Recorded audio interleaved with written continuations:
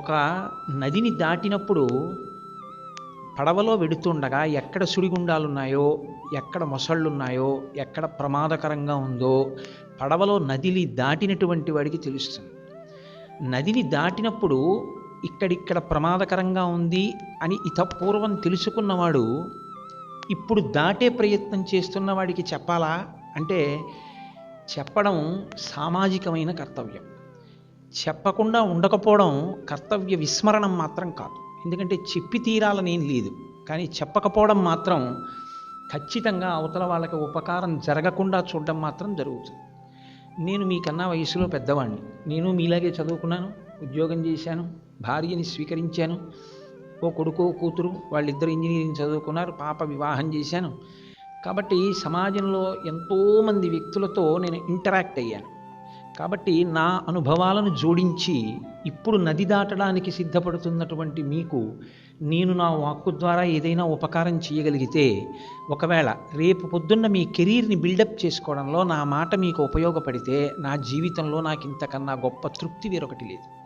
ఆ తృప్తి కొరకు నేను మీతో మాట్లాడుతున్నాను తప్ప నేను మీకేదో బోధ చెయ్యాలని, నా బోధ విని తీరవలసినటువంటి స్థితిలో మీరు ఉన్నారనేటటువంటి అతిశయంతో మాత్రం నేను మీ ముందు కూర్చొని ఉండలేదు. ఎందుచేతనంటే ఒక్కొక్కసారి చాలా ఆశ్చర్యకరంగా ఉంటుంది. చిన్న చిన్న పిల్లల్లో చాలా ఆశ్చర్యకరమైన మెచ్యూరిటీ ఉంటుంది. ఇది నాకు కాదు, అనుభవంలో. కంచికామకోటి పీఠాధిపత్యం వహించినటువంటి నడిచే దేవుడిని పేరుగాంచిన చంద్రశేఖరేంద్ర సరస్వతీ స్వామి వారు ఒకసారి వేద పాఠశాల వైపు వెడుతున్నారు. పిల్లలందరూ పెద్దగా అరుచుకుంటూ మాట్లాడుకుంటూ ఆడుకుంటున్నారు. ఆయన ఇద్దరు పిల్లల్ని దగ్గరికి పిలిచి, ఎరా మీరు ఇలా ఆడుకుంటున్నారు, మీకు పాఠం చెప్పవలసినటువంటి ఉపాధ్యాయుడు రాలేదా, మీ గురువుగారు రాలేదా అని అడిగారు. ఒక పిల్లాడు అన్నాడు, గురువుగారు రాలేదండి ఇంకా అన్నాడు. రెండో పిల్లాడు అన్నాడు, మా గురువుగారు వచ్చి పాఠం చెప్తున్నారండి, మేమే బయటకు వచ్చి ఆడుకుంటున్నాం అన్నాడు. ఇప్పుడు పరమాచార్య స్వామి వారికి సంక్లిష్ట పరిస్థితి వచ్చింది.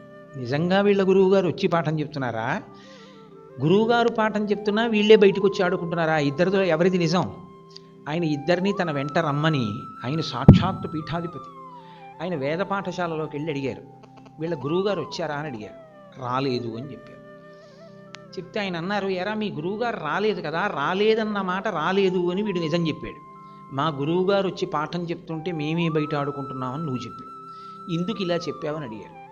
అయితే ఆ పిల్లవాడు అన్నాడు, శిష్యుడు తనకి అమర్యాద తెచ్చుకునైనా గురువుగారి యొక్క ప్రతిష్ట కాపాడాలి, గురువుగారంటే సాక్షాత్తు ఈశ్వరుడే అని మీరే ఒకనాడు అనుగ్రహ భాషణంలో చెప్పారు. మీ వంటి పెద్దల దగ్గర రోజు వేళకి వచ్చి పాఠం చెప్పే మా గురువుగారు ఏ కారణం చేతనో ఇవాళ రానంత మాత్రం చేత కూర్చుని చదువుకోకుండా బయటకు వచ్చి ఆడుకోవడం వల్ల మా గురువుగారు రాలేదన్న విషయం మీ దృష్టిలోకి వచ్చింది. ఆ పాపం నాది. ఇప్పుడు నేను మా గురువుగారు రాలేదు అని ఇంకొక మాట కూడా చెప్తే, దాని వలన మా గురువుగారి మీద మీకు కోపం వస్తే నేను చాలా పాపం మూట కట్టుకున్నవాడిని అవుతాను.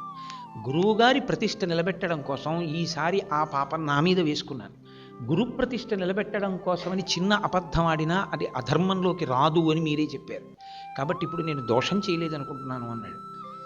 గురువు అంటే ఏమిటో నీకు అర్థమైందిరా నిజంగా అన్నారు పరమాచార్య స్వామి.